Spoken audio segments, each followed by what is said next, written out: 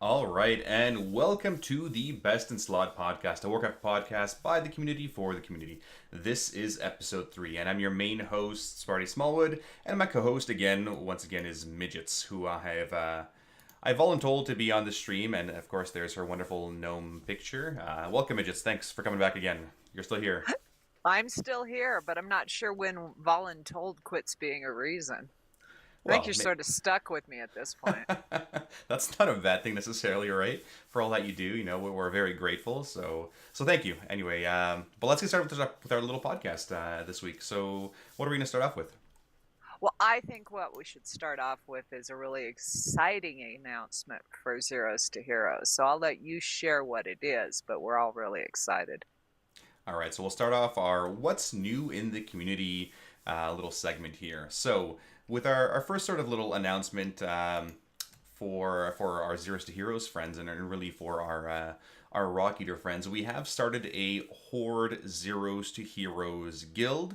It is currently on Storm Rage, again, US servers. It's all one big happy family. At the moment, it is just one sort of alt guild at the moment. We'll see what happens as we get some more demand, as we get some more people in the guild. We definitely want to have people throw their Horde alts or Horde mains in there. And again, for those that really love the Horde and Sylvanas and that Banshee Scream and, want to beat on those Goody Two Shoes Alliance, right? Well, this Horde community will be for you. And I'm excited for it. You know what? I'm excited to beat down those hordes on the horde side, and of course the guild name is Zeros to Hordes. So not Zeros to Heroes, but Zeros to Hordes. So it's exciting. Well, we already have some members, and a lot of them start with evil. This is true. My orc shaman evil Sparty, which I've used very sparingly over the past many years. I think I boosted him actually for a pet battling stone and for Horde side or for the mount or something. So we do have a couple of Horde characters already. Veterans officers are getting set up to start inviting people, and if you guys would like an invite, you're more than welcome. Ask one of the veterans officers, either in Zeros to Heroes or on Horde side. I mean, of course, you can always ping me for an invite as well. My battle tag is Sparty1780. I think it's going to be a lot of fun. We probably won't see a lot until Battle for Alliance, but we'll see. Yeah, yeah. Well, Battle for Azeroth, not Battle for the Alliance. Yeah, well, I think it should be Battle for the Alliance. What are you talking about? I think the Alliance is going to win. So there you have it. Well, that's obviously where I'm going to point my money, but we'll see what happens with that storyline and the burning of the tree. So, Did you see that the news from Tally? It was really exciting. so that was actually really amazing. And for those of you that don't know, Towley is in the Guinness Book of World Records, the video game Book of Records, for 2018 for the most viewed Warcraft channel on Twitch. And you know what? I actually forgot to do my research on this, but do you remember how many views he actually has? I didn't look, but I'll bet you we have a lot of Tally viewers. They could probably tell us. Oh, it's got to be in the millions, the tens of millions. I mean, he's been doing his thing for 5, 6 years and been such an inspirational streamer to a lot of people. And really, and I always thank him for giving me the motivation to stream and help create this guild, because without him, right, I wouldn't have been streaming. We wouldn't have made Zeros to Heroes. We wouldn't be doing this podcast, all the BlizzCon stuff. Again, it is all thanks to Towley. Towley has saved Death Jesters and Zeros to Heroes. So, yeah, I think our viewers are saying over 100 million people have seen his stream, which is absolutely incredible. Wow, that's a lot of people, especially for somebody who still pulls from the middle of the bank.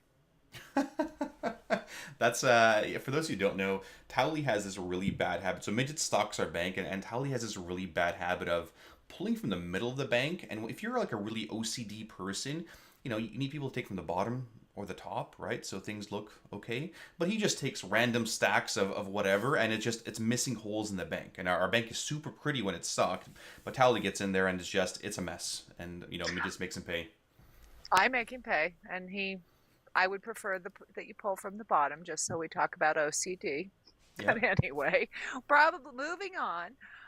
Have you been watching the Warcraft devs? They've had a lot of information coming out about Antorus this week. Mm-hmm. Yeah, so the first thing is the ceiling for the Keystones will go up the week of Mythic Antorus, which means Mythic Antorus comes out December 5th, right? We're getting Antorus, November 28th, which means the week of November 28th, if you guys are a high Mythic player or are doing your Keystones, you need to do your 15, because that's when the ceiling is increased. Do your 15 for maximum loot potential the week of December 5th. So if you did a 11-15 the week prior, the effort will be reflected in your Mythic Cache, again, the week of December 5th. Right now, the minimum for that max reward is doing a 10 keystone, right, a plus 10 of some sort. But when normal Antorus comes out, you should be doing a 15. And of course, if you ever want help, shoot me a message. I'll probably help you out. Oh no, I'm still under 100 Mythic Plus. I'm going to keep working on that goal, just so you know. Well, I guess, I'll tank some for you. I'm sure I've done that before.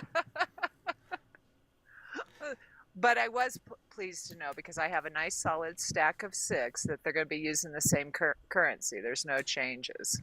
Yeah, so I think starting next week, we need to be saving up our tokens. I believe it's next week. Correct me if I'm wrong there. But we should start saving your Seals of Broken Fate. That way you will use 6 for the first week of Antorus, plus get 3 more the week of Antorus, using 3 total Seals of Broken Fate, right? So the same currency. That being said, though, I can't recall what it is, but for those of you doing things like time walking and doing those things that grant you coins, you can actually save them up. I know you did it, Midgettes, for a couple weeks. You can save them up. For instance, this week is time walking, and then in a couple weeks you may be able to turn it in for that additional coin. I can't recall what the sort of date expiry on that is, but it does work, right? It works for 1 week for sure. I've never tested past that.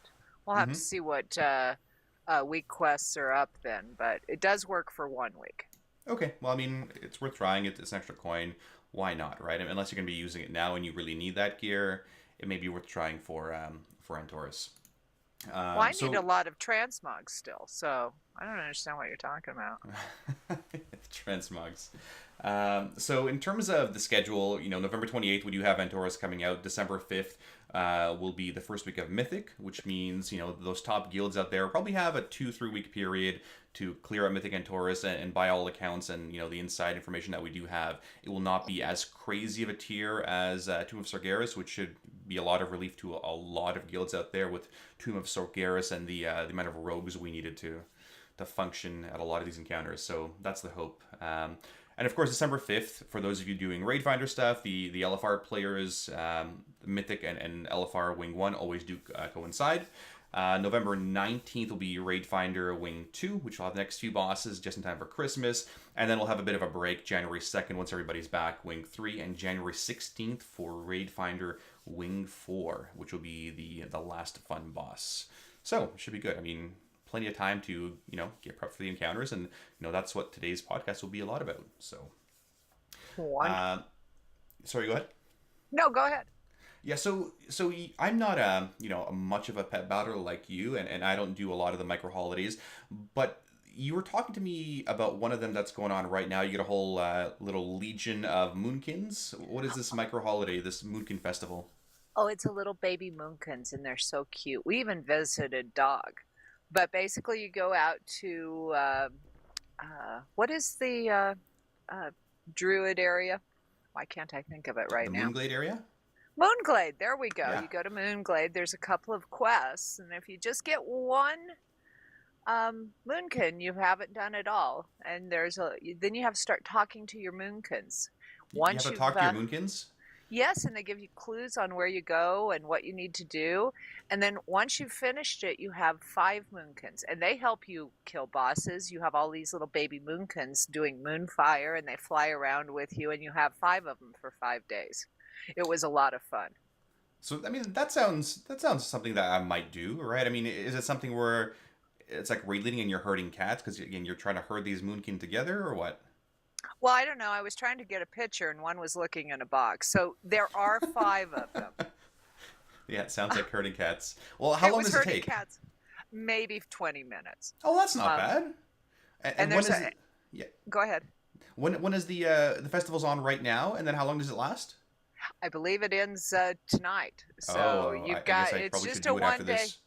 You should do it after this just because they're cute. The best part is, can you imagine an entire raid of all of the raiders having little moonkins and them all moon firing on the boss? Wouldn't that be awesome? I mean, in theory, yes. I think in practice it'll be a nightmare with all the little graphics, and it's like a little hunter stampede about moonkins. And I don't know. Raiders, Sparty probably wouldn't like it, but midgets would. oh well, yeah. You know what? I'm thinking of raid leader Sparty and everyone's computers exploding, like doing Scorpion, that mass pull strat, of course. So, yes, I got up this morning early and did it. Now, I did want to tell you something else I discovered while I was looking around Warcraft. They've added a new forum Mm-hmm. for WoW Classic. Yeah. And the funniest part about it is about 50 to 75% of the posts are quality of life improvements they'd like to see in WoW Classic. I guess I could get on this topic of, they want to see quality of life improvements for classic, but then do you really want to play classic if you want those quality of life improvements, or do you want to experience what we experienced, right? I think I mentioned that in last week's podcast or 2 weeks ago of, listen, you want to experience classic, take off your shoes, uphill both ways in the snow, and, no mounts till 40, right? Well, trust me, the battle lines have been drawn, and the true classic vanilla players are all over these posts about quality of life. So it's been amusing, if nothing else. Well, that's good. I'm sure there's a wide range of opinions on that classic topic. Oh, and they're all strong. Yeah, no, With I that. bet. I bet. So, but the other thing that came up, and this will probably move us into our next segment, is you did get a message on Facebook. Yeah, no, I mean, for those of you that do have questions, I often get them through Twitter or Facebook or in game or through our Twitch channel. This one, well, I mean, we'll go right to our next little segment called the Leadership Lounge, where a lot of viewers will submit questions. We'll try to answer them as succinctly as possible with with as much time as we have. But do you want to read the question out that we had? Certainly, this came from Stefan. He said, "Hello, Sparty. My guild is getting on a decent level. We are Mm-hmm. discussing split running. Do you do it with your guild, and do you think it has benefits? Thanks in advance." Yeah, so I have worked with Stefan in terms of getting his guild going because I think he messaged me in a further post. He went from world like 1,000 or 900 to world 500, and it's been a huge jump for him in terms of progression. And so he asks, the dreaded question of, is doing splits worth it? And I've got my opinion, which is a very strong no in this day and age, and U.S. servers and how much dedication there is from players. I very strongly don't believe it's worth it. That being said, technically it is worth it. But if you don't have the additional time, like if you don't have the time to be running those alts and gearing them up and getting the AP done, because you should be playing alts proficiently, right? And if you have guildies that are in your group that aren't as strong on different characters, you may have a lot more headache than it's worth. A lot of these bosses in Antorus and TOS, and it's all very gear based, right? You should have a rough item level of this to do a split raid. And for those of you that don't know what a split raid is basically you're doing half mains, half alts. All the main characters will then get the loot, and then you'll do a second raid where everybody flip flops, and those players that were on alts are now on their mains, and all of the loot gets funneled to them. So essentially, you get twice as much potential loot, which does help early on in terms of mythic progression. That being said, really, unless you're in the top 50 US guilds, I don't believe it's worth it at all. I think you'd be silly to be spending that much time on it, but it is up to you. So we did them in the past. We had mixed results. I think we had players that were strong on some characters, not so strong on others, and we definitely had some headaches back in Warlords of Draenor or doing some of the split raids, and then we said never again. And I'm happy with that decision. I never want to do splits again, and I don't think my raiders ever want to do them again. Well, and I'm not sure I disagree with you, just because I know what I'm seeing with the raid teams is some struggling with keeping up with the AP and being ready for the next boss and jumping into another raid that's already coming when a lot of guilds haven't even finished. Mm-hmm. And I think that's something that as leaders you really have to think about and get a pulse for. What do you do within Death Jesters? I mean, it really depends. I think the mark of an experienced leader is you need to have, your finger on the pulse of the guild and see how people are feeling with regards to burnout and whether, it's time to extend a boss or you've been extending too long and let's, do a breather if you've been wiping too long. For a lot of guilds now, I mean, definitely the mid-level guilds, they're either working on Kill Jaden now or they're wrapping things up. It really depends, so have a goal set in mind. So for a lot of those players that start rating Mythic this tier, they might have a goal set of let's kill Mistress this tier, and that'll be our goal. And then going into Antorus, let's keep building upon that, right? So they're going to go through 3/4 of the boss next time, or 3/4 of the tier next time. But it really depends. So right now, there's been 162 US guilds that have killed Mythic Kill Jaden, 332 EU ones, which is sort of par for the course for the next future tier, and that means generally speaking the next tier has enough, or so the current tier has enough guilds comfortably killing that boss before the next one comes out. Had Antorus been coming out a couple weeks ago, I would have said there's not enough guilds that had gone through it and experienced it, even despite the nerfs to the encounters over the time. So I mean, it depends. But yeah, you just have to really gauge your players, and sometimes it's just have quick chats with them, right? Just my advice would just start chatting with them. Hey, how are things going? How's burnout? How's AP? How are you feeling on these different things? And see what they think, right? Because at the end of the day, they're your team, you're the coach or the captain, and you really should be getting their feedback, right? Even that if that decision ultimately rests with you. Well, but what about guilds that are a little farther behind? I mean, a lot are still going back to Gul'dan and trying to get their team the mounts. I think that's great. I mean, why not? You're trying to get your guild the mount. It's a good little break. Gul'dan was last year, but at the same time, to reward your players for the effort and the time they've put in, get them a Gul'dan mount. That's awesome, right? Why not? I think it's great. I know some of the groups in Zeros to Heroes do that right now, and that's awesome because when Antorus comes around, you may not have that same time to have some of these luxuries of Gul'dan time and downtime as well. So it's a good way to also deal with that burnout sometimes of just grinding and grinding and grinding and smacking your head against the wall or that boss. Well, what do you suggest for players going into Antorus? I mean, they've only got a few weeks. Should they be hitting it hard or taking it easy, or what are you doing? What are you doing for your death jesters? What do you suggest for people that are not working, maybe more casual? Again, it really depends on each guild. I think most guilds right now, at least, in sort of our average mythic guild, which is Death Jesters, typically in the US 50-ish era, we're just doing once a week raiding right now, which is awesome. I think everybody is really happy about that. We're raiding Tuesday, we clear the instance, and then we typically have Wednesday off now. Thursdays, we would do heroic clears or sale runs or Gul'dans. And then Monday we have off as well. So it's great to have that that bit of downtime to spend with family or be doing other things, or have a little bit more time to catch up on AP, which is great. Alternatively, this is the time where you start prepping, and that's what we're going to get into our next segment. The kind of prep that a lot of these guilds are doing. Okay, well, I believe that brings us to the next segment, which is keys to a kill, rating advice from the experts. That's right. With the next segment here, we're going to be talking about Antorus and the prep that guilds do for. The prep that guilds do for Antorus. So next week, and you guys love Coach's Corner, and people talk to me about Coach's Corner at BlizzCon. I feel so guilty for not having done many of them this year, this expansion, this tier.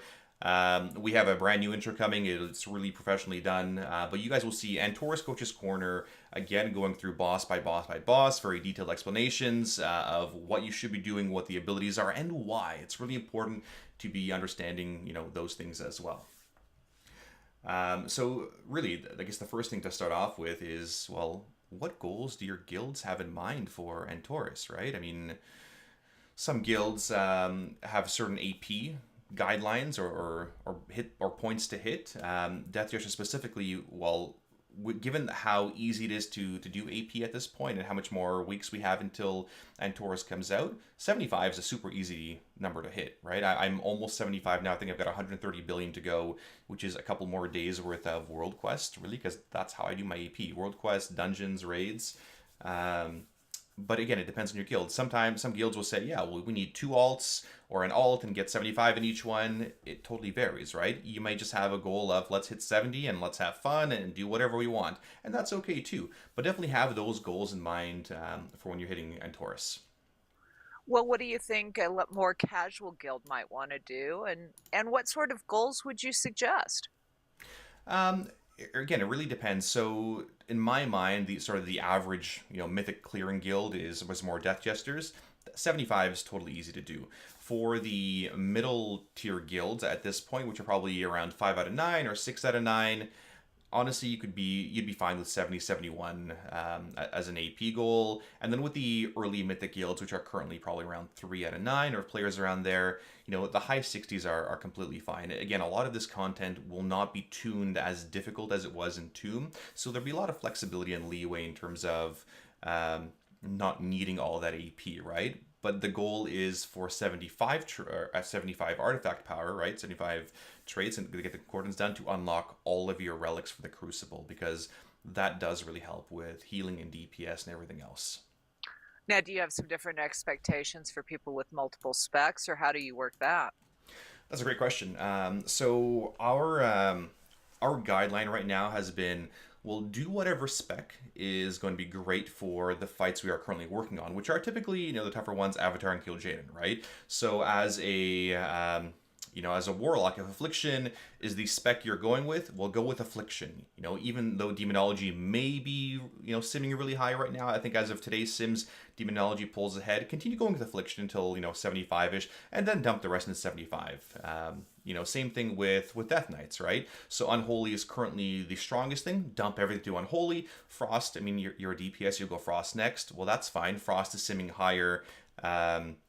In a full tier 21 set, we'll get Frost second. But it does vary, so we definitely want them to go with one and then start prepping on the second one as well, rather than splitting it. I don't think it makes any sense to sort of split, 71 and then hit 71 in the next one and go up and down, because you're just missing out on those Crucible traits. And where do you guys start gathering the information for the guild and for your players? So there's something we're going to be doing another big stream with my other raid leads, Roshi and Brand in terms of prep, and we'll be doing a great coach's corner on that. But the first thing or the first place it always starts off is PTR testing. There's nothing that can replicate first-hand experience on those encounters. You can watch all the videos you want and all the dungeon journals and look at all the logs, but if you're there to actually practice the encounters, it gives you such a leg up on everybody else, right? So for those guilds that spent the time on the weekends, or the players that spent the time on the weekends doing PTR, you're so far ahead of everybody else that it really will help you. And yes, there are changes in some of the encounters, but PTR testing is honestly one of the best ways to get prepared for the encounters. And are there any more PTR testing before it goes live, or no? As far as I know, there will not be, given that it is 2 weeks away. I think we sort of missed the boat, a lot of us, in terms of PTR testing there. It'd be awesome to have it open for a weekend, for them to tune the numbers, right, and give us extra little practice here and get some strats done. But I don't think that'll happen, especially given that it is November 12th today. It would have to be next weekend, if anything, right? And we'll see. We'll see by midweek this week if there's any plans for it. Likely not, but we'll see. Awesome. Well, so I didn't make it to the PTR testing, and I'm planning on mythic rating in Mm-hmm. Antorus. What now? Well, that's a great question. We always ask players, well, what kind of prep do you do? How do you do that prep? And a lot of them, Dungeon Journal, and that's fine, right? Dungeon Journal is a good little starting point of, well, these are the abilities. Start wrapping your head around how are you going to deal with these abilities. Outside of that, there's always PTR logs available if you're keen enough to look through logs and know how to look through those logs. Definitely, that's a big help in terms of timings and how damage was and again, there's always changes in tuning, but it gives you a good indicator of how the encounter is going to play out, especially with the combat replay function and how people are moving around on that little map. Outside of that, there's plenty of streams available for those of you that can't get onto PTR for whatever reason, but you can watch those streams, right? A lot of streamers are super interactive. I know Tally did a crap ton of those PTR streams, and he was there for a lot of the encounters. Outside of that, Wowhead's always been a great resource. I mean, they have some great strats, and they've got all the boss abilities there, and the comment section, can be pretty good often. And everybody knows Fat Boss as, one of the premier guide video YouTube channels for a lot of encounters. There's plenty more out there. And of course, we do have our Coach's Corner. How to go through the same sort of abilities and why to do things and when to do things and things to watch out for and the musts of certain encounters. So we'll be going through those things. So definitely keep an eye on that for next week. But the one thing I do want to mention and I've mentioned this during one of my original Coach's Corners, is the Feynman technique. And what it is essentially you can teach yourself any topic, but you need to become a master of that topic. Which means for those average raiders out there, if you take, the first boss, which is, believe it's Garathi Worldbreaker, teach that encounter to yourself. And how would you teach it? Well, go through the different abilities, know what each ability does. What would you do for each ability?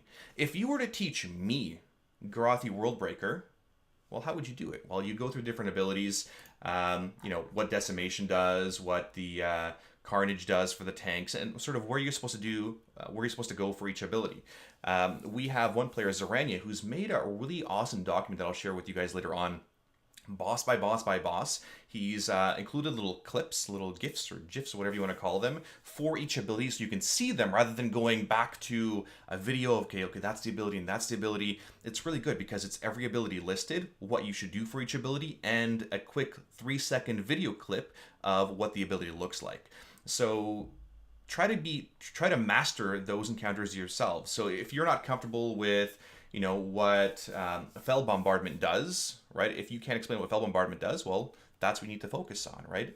And that's how you learn quantum physics, or you learn a lot of those other encounters by being that teacher, right? If you were to teach your players, and if you're not sure on something, well, then go back and relearn it and type it out. Try to build those strats as well. So if you're a player that, it's great to read strats, great to watch videos, but if you build it and type it in yourself, it's sort of like doing math. You need that practice, right? You can't just, memorize math. You need to have that firsthand practice and write those things down so you do understand and comprehend those encounters. And I agree with that, because I know when I'm going in and I'm actually very seriously rating, which I haven't done for a tier or two, I used to sit down and go through my spec and hit the class discords or forums or web pages and then put together what I would do boss by boss by boss.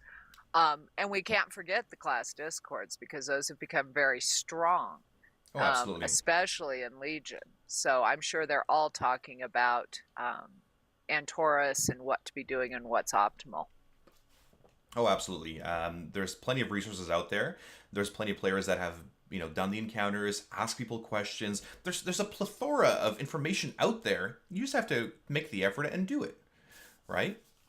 So I think that'll take us to our next little segment, which is Sparty's Soapbox, where Sparty will rant about something, and of course, this week is Antorus prep. So really, I'll channel my inner Don Cherry here again. Raid prep is pretty much mandatory for, the majority of semi-serious, mostly serious guilds, and it's great to sort of YOLO the strats there. But how much of a disservice are you doing to your team by not researching anything? Right? It's a lot of players sacrifice a lot of time and family time, or being out there, doing whatever with at the bars with the girls. But here we are instead playing a video game, trying to kill bosses because that's our passion. That's what we want to do. So for players to not prep at all, that's really a huge disservice and a disrespectful thing to the rest of your team, right? It's not just you. There are players, there are people behind that screen, right? Do that prep, right? And that prep can be very basic, right? Every guild has different levels of prep. Some guilds want PTR testing. They want you to be there. You're sacrificing your real life time to be there. And those are some of the higher end guilds. Other guilds have strats laid out, right? We have spreadsheets and cooldowns and things like that you should, take a look at. We have plenty of resources here, in my guild, for instance, of the raid leaders know exactly what we're going to be doing. If you're not sure, just ask, right? There's plenty of opportunity and time to ask those questions. Just ask, right? Don't ask, hey, what does this boss do? Because you've clearly done no prep. But, hey, how far do we need to run for this ability on the first boss? Okay, 60 yards. Well, why? Well, because of this reason, right? Ask those good questions, right? You need to do some kind of semblance of prep, whether it be weak auras, and I'm sure we're going to have great weak aura packages out there as well. Roll always makes really good ones. But there's none of this, I don't have time. I don't believe any of this crap of, I don't have time to prep. My life is too busy. That is a load of bullshit. Listen, you have plenty of time to prep. There's always time. You just chose not to make time, right? While you were playing Destiny 2 for the past couple of weeks, or playing Hearthstone, or doing whatever, you could have been doing a little bit of research, right? A little bit of prep, watching some videos as to what the bosses do, right? One of the first questions that I ask when a player asks, about applying, and he says, "Hey, I got this one earlier today." He says to me, "Hey, I'd love to apply. I know all of the encounters." Great. You know what my first question is? How would you handle the mythic eruptions on Kil'jaeden? And they say, "Oh, yeah, I'm not sure." Well, you told me, right? I'm not here to, to make you feel like an idiot, but you told me that you know the encounters, you know them well. Let's start with the easy stuff, right? What would I expect my own raiders to know, right? Well, the strats for the current boss that we have done on farm. But again, it's that prep. Make the effort, otherwise it's disrespectful of everybody's time. Each team, each guild has different levels of expectation. If you're not sure what they are, ask your guild, ask your officers, your raid leader, whatever. But definitely do that prep. Otherwise, you're not going to have a fun time in that raid or in your guild. So yes, take the time and do the prep. Come back next week for Coach's Corner. You're gonna like it. It'll really be invaluable for a lot of you guys that are prepping for Antorus. Well, and I know I'm looking forward to Coach's Corner because you do such a great job of covering all the bosses. And and to follow up on your rant, one of the biggest things that I think we struggle with within all of the guilds and the various raid teams is communication, because sometimes there is something going on and you can't contribute like you would like to. And the key there is to make sure that you're letting people know what's going on in your world, because real life sometimes does trump WoW. But you have to remember that there's 20 other people depending on you and that you need to let them know that. Yeah, that's super well said. And you know what? I would completely agree. I would say that, real life always trumps Warcraft. And it is a game and it's a hobby and it's not, our job necessarily. But again, if real life happens, let your guild leaders know. People are, people are pretty reasonable, right? Hey, I can't do any, I can't do any AP stuff today. I won't be online because I'm getting married. That's fine. I hope you take a couple weeks off to, go spend some time with your wife. Come back, refreshed, do what you can, right? Like, again, we're all reasonable people. Just communicate. And again, a lot of issues, a lot of guild issues, we could talk about this forever. Raid leader issues or issues in raid are due to lack of communication. And my Zeros to Heroes leaders know how much we've been stressing. Communicate anything and everything, right? The best thing you can be yelled at or scolded for is too much communication. So yes, communicate as much as possible. Well, I'm looking forward to Coach's Corner, and I really enjoyed our conversation today. No, for sure. So starting next week, I think we're going to settle on early morning podcasts just to make it a little bit simpler. Have our coffee in the morning and wake right up with these podcasts, which would be great. Coach's Corner will be returning sometime to next week, next Sunday again, either morning or evening. We'll see. But we'll have a nice long Coach's Corner for you guys. It'll be boss by boss, split up on Twitch, so you'll have long explanations again uploaded on YouTube. Thanks to Midgettes, because I really hate listening to my own voice on any videos or clips or whatever. So she does all of it. So thank you. Thank you guys for watching. Thanks for tuning in to our episode 3 of Best in Slot. Thank you, Midgettes, again for all your awesome hard work. No problem. And I would like to remind people we're always looking for topic suggestions, questions. Be sure to send them on Facebook or Twitter. Sparty sees them best there. Oh, for sure. Please don't send them through Twitch. But yes, shoot me a message in game, Twitter, Facebook, wherever you want, and I'm always happy to answer it. Until then, I will see you guys next week, next Sunday morning for our Coffee Best in Slot podcast. Have a good night, and as always, live your life heroically. Good night, friends.